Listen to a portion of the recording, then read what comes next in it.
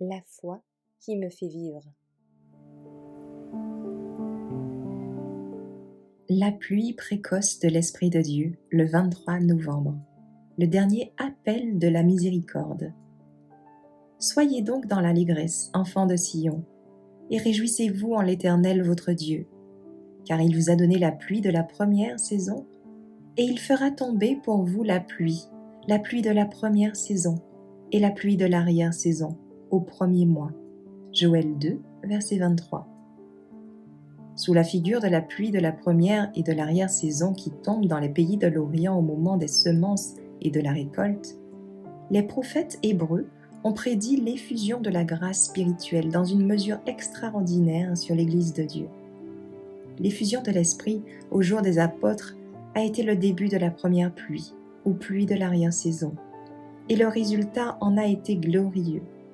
Mais vers la fin de la moisson de la terre, une effusion spéciale de la grâce spirituelle est promise pour préparer l'Église à la venue du Fils de l'homme. Cette effusion de l'Esprit est accompagnée de la pluie de l'arrière-saison. La pluie de l'arrière-saison, qui fait mûrir la récolte de la terre, représente la grâce spirituelle qui prépare l'Église à la venue du Fils de l'homme. Mais si la première pluie n'est pas tombée, il n'y aura pas de vie. La lame verte ne germera pas. Si les premières pluies n'ont pas fait leur travail, les dernières pluies ne peuvent apporter aucune semence à la perfection.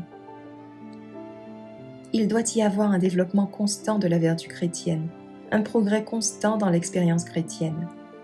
Chaque individu doit prendre conscience de sa propre nécessité. Le cœur doit être vidé de toute souillure et purifié pour recevoir la présence de l'Esprit.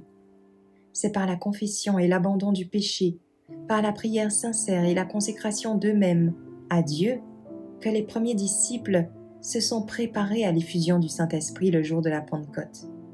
Le même travail, mais à un degré plus élevé, doit être accompli maintenant.